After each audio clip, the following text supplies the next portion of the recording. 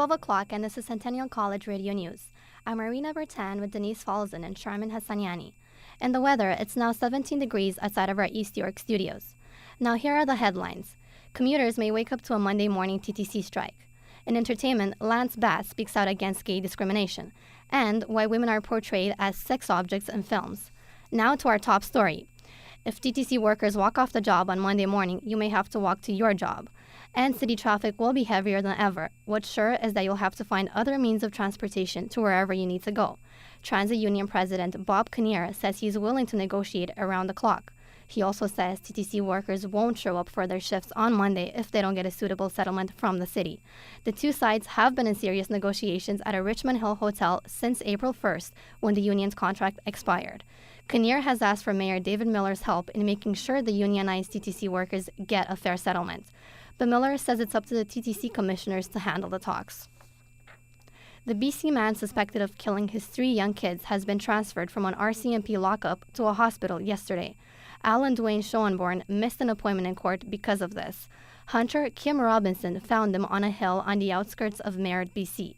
40-year-old Schoenborn was severely dehydrated and starving. He's been missing since April 6, when his ex-wife found the lifeless bodies of their kids in her trailer. The judge who's ruling in what's reportedly the biggest child welfare case in U.S. history had trouble controlling the first day of custody hearings. Judge Barbara Walter is deciding the fate of more than 400 kids removed from a Texas Mormon sect last week. She had to suspend the chaotic proceedings for an hour to let hundreds of lawyers view evidence. The courtroom in St. Angelo was packed with members of the Yearning for Zion religious sect. Teenagers from across the city are trying to make their schools and communities better. Youth in Motion is a nonprofit organization located in Toronto. Their program is designed to help teenagers set goals, develop leadership potential, and introduce them to the workforce. Gord Anderson reports. Trelawney George is one student selected to attend this program. He is a great basketball player, but his leadership skills might be better. George knows that basketball may not work out, so he is thinking of his future. I want to be a basketball player, but I also want to be educated as well and have a job, so just in case it doesn't work out. Jennifer Bassett was the coordinator of special events and programs for Youth in Motion. She knows George, and she's very impressed with his personality and search for knowledge. We had our student orientation 2 weeks ago, and he really stood out amongst, the students in terms of just his sheer politeness. He seems really eager and just really excited to be part of the program and really want to learn. Rob Galikowski is George's phys ed teacher. He nominated him for this program because he feels George has the potential to be something special. What I'm hoping and what I'm hoping he will gain is those sort of leadership qualities and to gain some extra confidence in himself. And I hope he'll become sort of aware how great he can be. And George finds the other kids in the program make him focus on the right things. Going there really motivates me because I see all the other kids and they have their life on track. They're really smart and intelligent. George seems to have his life on track. Let's hope he follows his true gift and lives a full and successful life. This is Gord Anderson, Centennial College News. And that's the latest news. Now here's Denise with entertainment. Thanks, Irene, and hello, everyone. Lance Bass is speaking out against discrimination of homosexuals. He has made a public service announcement which will be made available online today.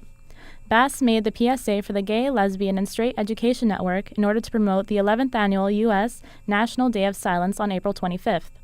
On this day, students will take a vow of silence to protest bullying, harassment, and discrimination in schools. Bass, who is best known for being a member of the former pop group NSYNC, said the PSA will honor Lawrence King. The 15-year-old was shot and killed by a fellow student in February in Oxnard, California, because of his sexual orientation. Music is known to provoke all kinds of feelings. Afroman's rap song, Because I Got High, stirs up negative emotions among some people. However, when Bill Martin sings it, University of Toronto Scarborough students eat it up. Bailey Stead has the story. Almost every night of the week, Bill Martin goes out to sing karaoke. One of his favorite pubs is the Fossil and Haggis in Scarborough. Here, Martin is better known as Wild Bill. So what's his trademark song? Because I Got High. What may come as a surprise to many is that Wild Bill is almost 80 years old. University of Toronto Scarborough students say they hope to still have fun like Wild Bill when they get older. Wild Bill's taxicab driver also recognizes his inspiring human qualities. Billy is just a good-hearted human being. What you see is what you got. It wasn't until about 10 years ago that Wild Bill really started living his life. When his wife passed away, everything changed for him. Just 1 year after her death, he retired from 25 years of service with the TTC. And it was around this time he took a serious liking to karaoke. Wild Bill says it's important to stay young at heart as you get older. He added that when he sings Because I Got High, many students scream, "Why, Bill?" at the chorus, proving that they really enjoy him. Young people, I love it. Keeps me young. Keeps me young. Yeah. Damn right. Yeah. Is that why you do it? Yep.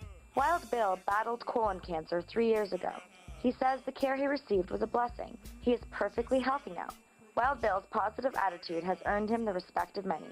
He says he wants to keep spreading his cheer all over Scarborough, and he plans to do it through karaoke. This is Bailey Stead reporting for Centennial College Radio News. And out in theaters today, The Forbidden Kingdom, starring Jet Li and Jackie Chan. The action comedy is about a man's adventures in ancient China when he has hurtled to the past while shopping for bootleg kung fu DVDs. He is given an epic task and is accompanied in his quest by a kung fu master and a misfit band of warriors. But only by discovering the true meaning of kung fu will he find his way back home. Also opening today is Young at Heart. The documentary is about a New England senior citizens choir who enchant audiences with their covers of songs by everyone from The Clash to Coldplay. And that's all from me. Stay with us. We have Sharmin with commentary after the break. Good evening.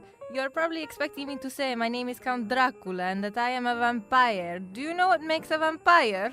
Do you really? It's not the hair, bah, greasy kid stuff. It's not the cape, made from your sister's satin bedsheet. No, it's the fangs that make the vampire. Now you can have the fangs. Dress up for parties, frighten to trick-or-treaters on Halloween.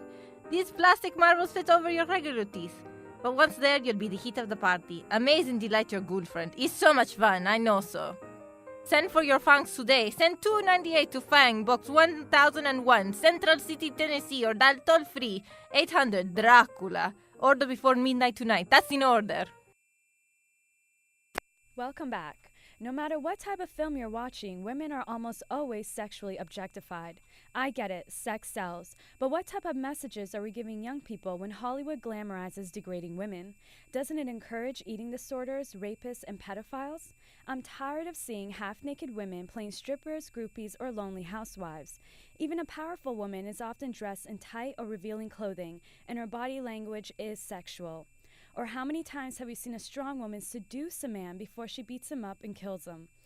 Unfortunately, I don't see this changing anytime soon. Why? Because it's all about money. The porn industry makes a ton of money, and movies are basically soft porn nowadays.